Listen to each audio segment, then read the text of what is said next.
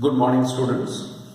In our last class, you all remember that we have started photoelectric emission and we have done almost Einstein's equation, experimental study of photoelectric effect and all things. Right. Today, the experimental setup is with you. In the last lecture we have discussed, the figure is with you. So I am not drawing it again. It must be with you. That's why with reference to that figure I am coming to our main topic is here. We are going to discuss today some important graphs. These are very important graphs from the examination point of view and just to study also the photoelectric emission. So these graphs are really very important graphs. Let us now discuss what are the different graphs. I am coming one by one, but before that, let us once I recapitulate from Einstein's equation. Let us go to Einstein's equation again. From Einstein's equation, we have half mv maximum square is equal to h nu minus w naught. It is the photoelectric work function. I told you w naught, h is the Planck's constant, nu is the frequency of the radiation, the incident radiation, half m is the mass of the electron, photoelectrons, and Vmax is the maximum velocity, maximum speed of the photoelectrons emitted. Although I have explained all these things in our last class, but then just to refresh your memory, I have told you this equation we have already known. Then I again move to the last day's discussion in which we have seen that at the instant the stopping potential occurs.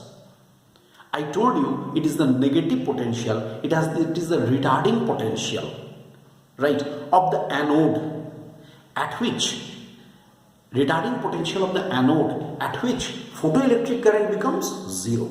I repeat, photoelectric current is becoming zero. Emission is not stopped. Emission will be taking place, but movement of the electrons will be zero. Why movement of the electrons will be zero? That also I told you in the last class. When the kinetic energy for half mv max square, that will be equal to the electrostatic potential energy that is given by the anode, the collector. The collector will give this much of the energy, which will stop the electrons. Kinetic energy का opposite में ये energy लगेगा. तो ऐसी स्थिति में क्या होगा? What we have, the Einstein's equation here, that becomes what? E V naught is equal to h nu minus w naught. Then what is V naught? It is equal to h by E into nu minus w naught by E. And I tell you, this equation which I am getting, very important form, I am getting this equation, this is identical to the equation of the straight line, a very important equation of the straight line from coordinate geometry. From coordinate geometry, it is a very important equation of the straight line, that is y is equal to mx plus c. We all know y is the y-axis intercept, means y-axis it is indicating, c is the y-axis intercept, m is the slope of the graph, and x is the x-axis. Here, you just match it. If I draw the graph, this equation y is equal to mx plus c and the above equation v naught is equal to this value, these are identical. I have drawn a graph on the basis of this. V naught on the vertical axis, nu on the horizontal axis, frequency. The graph should be like this, and the intercept will be definitely negative intercept. How much? W naught by E. Look, W naught by E. This is the negative intercept I am getting. And here I am getting threshold frequency where the graph is cutting this frequency axis. There what we are getting? Nu naught. Threshold frequency. Alright. Moreover, that's why I have written here, see, this is a very important graph. Graph of stopping potential versus the frequency of incident radiation. This is the graph of stopping potential V naught versus frequency of the incident radiation. That means if the stopping potential varies with frequency, it will give a straight line graph. It will be of this type. Now look, what are the quantities we can get from this graph? This simple graph, but what are the quantities I can get? Number one, I can get threshold frequency. Number one. Second, W naught by E is equal to some value. So E is a standard value. That's why W naught can be determined. So second is W naught. Photoelectric work function can be determined. Right? And most importantly, the third point, if I find out the slope of the graph, the slope will give what? H by E. Look from here, slope, it will give H by E. So what is H? What is H? E times the slope of the graph. What will be H? H will be E times the slope of the graph. Look at this. So see, it may be, I have told you before in our last class, I told you, if you remember, you can see my last lecture once again.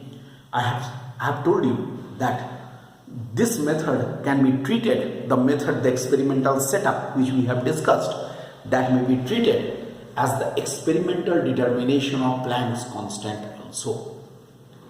That may be treated as the experimental determination of Planck's constant. यहाँ से देखो Planck's constant है क्या है? H is equal to E तो standard value है, E is 1.6 into 10 to the minus 19. Slope निकल गया, so I can find out.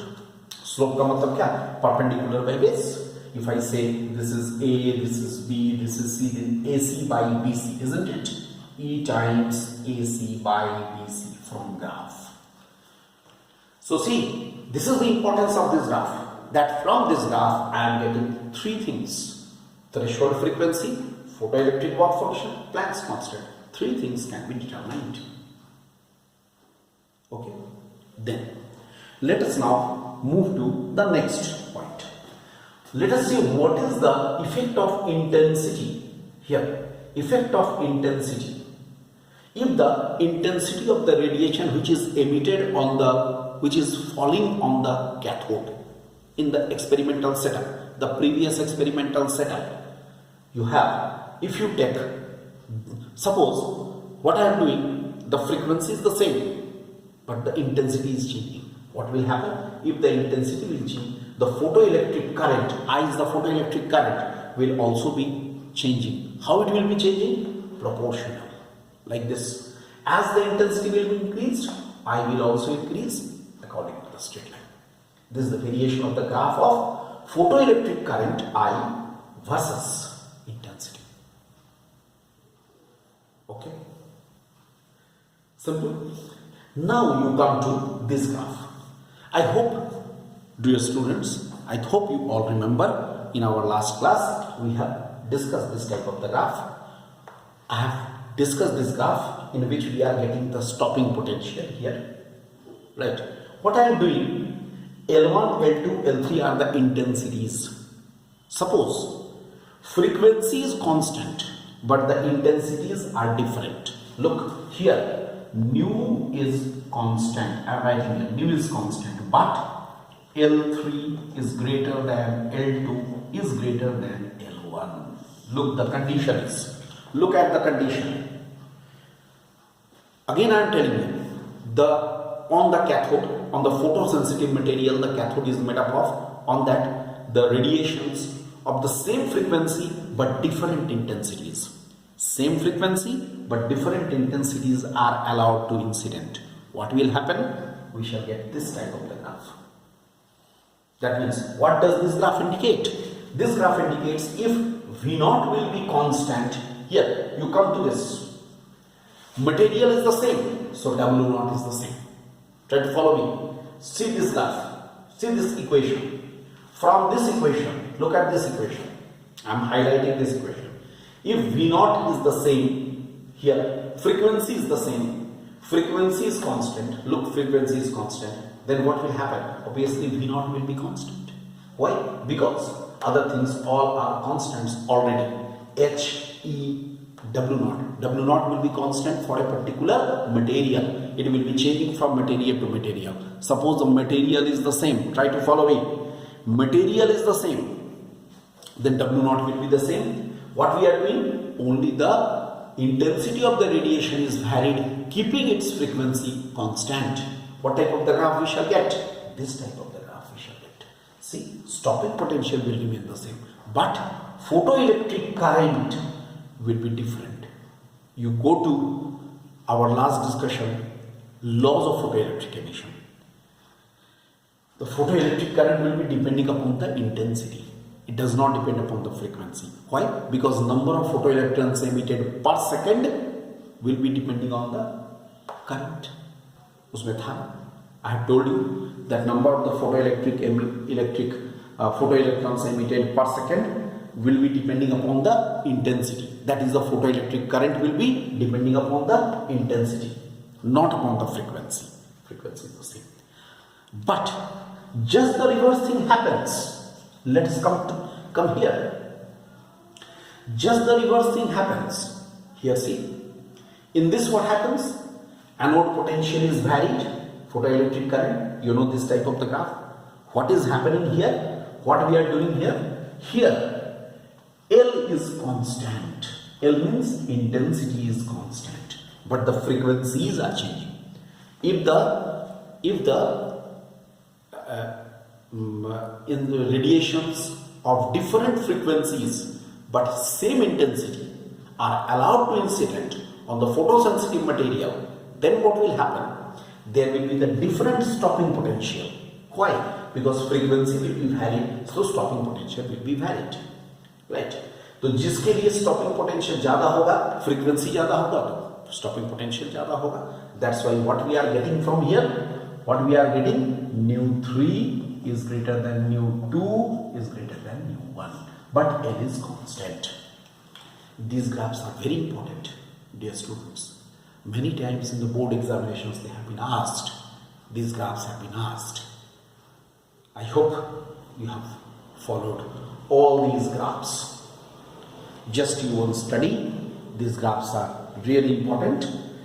Now, after this, I am coming to photoemissive cell in the next lecture. Alright?